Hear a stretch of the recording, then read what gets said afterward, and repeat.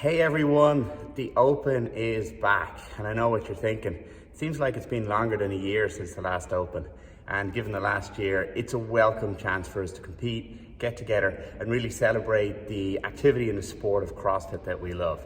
So we have the 21.1, and there's 4 options, and I'll run through them very quickly. It's all 15-minute time cap, and the first one is wall walks and double unders. For scaled, you've got shorter wall walks and single unders, equipment free, full wall walks and lateral jumps over the line.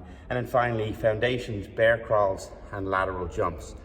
So the important thing to note about this is that you gotta warm up. The big mistake I see, regardless of all open workouts, is a failure to warm up the movements and a failure to warm up the mobility, which costs you.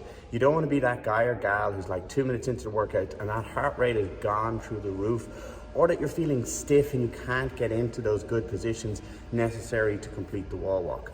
So what does that mean? Well, I did a lot of forward rolls, backwards rolls, tumbles, but I have that opportunity. If you're at home, get your PVC pipe, get your broomstick. We're going to do a lot of shoulder elevations, a lot of shoulder dislocates, shoulder extensions. You're going to do a lot of twisting bears, table bridges, seal rocks, anything to warm up that shoulder to as full a range of motion as possible. It's going to be really good for you. And then with the double unders, if you're someone who maybe, like me, counts when they're doing the double unders, so that disrupts their breathing, you're going to have to practice that and warm up. If you're someone who struggles to double unders and struggles to string them together, you're going to hold your breath a lot.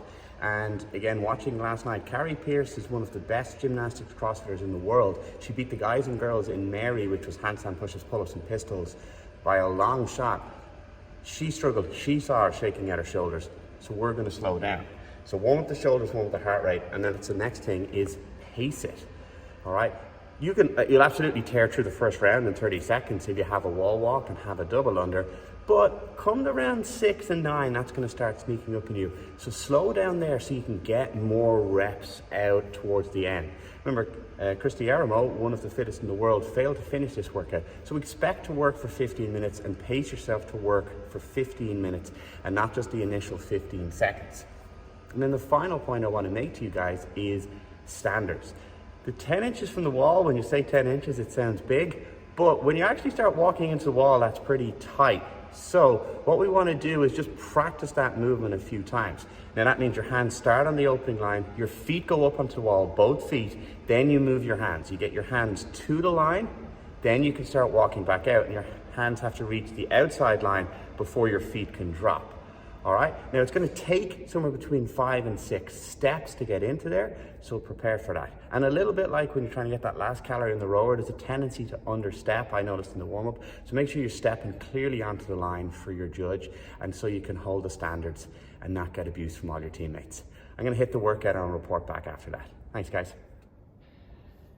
Hey everyone, just finished the 15 minutes. It's safe to say it's shoulders and breath. So like I lashed through the first round in 18 seconds, go me, whoop whoop. Second round you're feeling okay. It's around the 6th, it starts to creep up on you, your shoulders are starting to feel the fatigue. That's where I started breaking breaks. I think I went 3 and break and 3 and break. The 9 I actually found the toughest mentally. When I got to the 15, I sort of settled into a pace. I did a wall walk, took 3 breaths, very much like, it felt like the plank challenge. I was just lying prone, taking a big deep breath. Now, what I did found is as I got tired, my steps got shorter, which meant I had to take more steps, which meant more tensing. So when I deliberately tried to take bigger steps, it actually worked out well for me. And there was once or twice where I got close to the line, and then that little adjustment step, that took a lot out of me. So big steps, really aim for the line.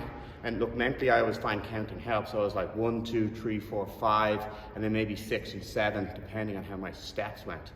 Once I came very close to a no rep, walking back out, you're going to walk back out quicker. You got to be careful about letting your feet come down before your hands come onto the line. Your hands must come onto the extended line before you did. Interestingly enough, I got cramps in my feet from bracing against the wall and the double unders. So be prepared for that as well.